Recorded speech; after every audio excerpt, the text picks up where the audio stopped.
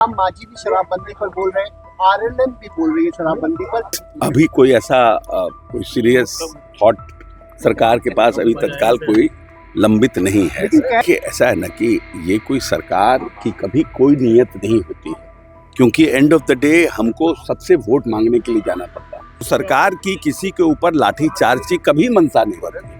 बहुत विशेष परिस्थिति में ही लाठीचार्ज, आंसू गैस छोड़ा जाता है, जब पूरी तरह से भीड़ अनियंत्रित हो जाती है। क्या बिहार से शराबबंदी खत्म होगी? क्या नीतीश सरकार शराबबंदी पर समीक्षा करेगी? कई सवाल उठ रहे हैं, क्योंकि विपक्ष और पक्ष के कई विधायकों ने शराबबंदी पर समीक्षा की बात कही। मामला गर्म हो गया है। अब इस पूरे मामले को लेकर बिहार सरकार के मंत्री, नीतीश कुमार के करीबी कहे जाने वाले मंत्री अशोक चौधरी ने बड़ा बयान दिया है। वो बता रहे हैं कि क्या शराबबंदी पर समीक्षा होगी, क्योंकि जीतन राम मांझी जो कि बिहार के पूर्व मुख्यमंत्री हैं, अभी केंद्र में मंत्री हैं, वो लगातार शराबबंदी पर समीक्षा की मांग करते हैं। तो क्या शराबबंदी पर समीक्षा होगी? क्या शराबबंदी खत्म होगी? अशोक चौधरी क्या कुछ कह रहे हैं, वो वीडियो देखिए। सरकार के पास ऐसी कोई मतलब लोग बोल रहे हैं अपने अपने तरीके से मीडिया और प्रेस के माध्यम से, लेकिन अभी कोई ऐसा कोई सीरियस थॉट सरकार के पास अभी तत्काल कोई लंबित नहीं है। कह रहे हैं कि शराबबंदी से बड़ा कानून बनाना होगा, जनता के बीच जाना होगा।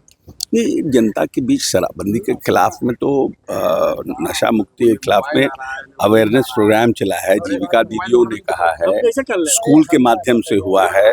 ऐसा नहीं है, विभिन्न कार्यक्रमों की जागरूकता चली है, लेकिन ये तो सतत चलने वाला प्रयास है ना। तो आपने अभी अशोक चौधरी को सुना। वहीं दूसरी तरफ पटना में कल चौकीदार दफादार जो थे प्रदर्शन कर रहे थे और उन पर पुलिस लाठीचार्ज की है। कई दिल दहला देने वाली तस्वीरें भी सामने आई हैं। इस तस्वीर के बाद खूब बवाल भी हुआ। इस पर चिराग पासवान ने मुख्यमंत्री से मिलने की बात की है। इस मामले पर अशोक चौधरी क्या कुछ कह रहे हैं, वो वीडियो भी देखिए। कि ऐसा है ना कि ये कोई सरकार की कभी कोई नियत नहीं होती है, क्योंकि एंड ऑफ द डे हमको सबसे वोट मांगने के लिए जाना पड़ता है। हम अगर मैं नहीं गया तो हमारे दूसरे विधायक जाएंगे, हमारे दूसरे उम्मीदवार जाएंगे। तो सरकार की किसी के ऊपर लाठीचार्ज की कभी मंशा नहीं होती है। बहुत विशेष परिस्थिति में ही लाठीचार्ज, आंसू गैस छोड़ा जाता है, जब पूरी तरह से भीड़ अनियंत्रित हो जाती है। कोई ये भावना नहीं है कि कोई दफादार चौकीदार पर सरकार लाठीचार्ज करे, वो लोग सरकार को सहयोग में है, लेकिन हल्का अपना अपना तरीका होता है। उसमें भी हर तरह के नेता होते हैं, कुछ असामाजिक तत्व घुस जाते हैं जो स्थिति को अनियंत्रित कर देते हैं, लेकिन सरकार की जवाबदेही है कि लॉ एंड ऑर्डर को मेंटेन रखने के लिए वो अपना उसका एक एसओपी बना हुआ है, उस पर एक्ट करते हैं।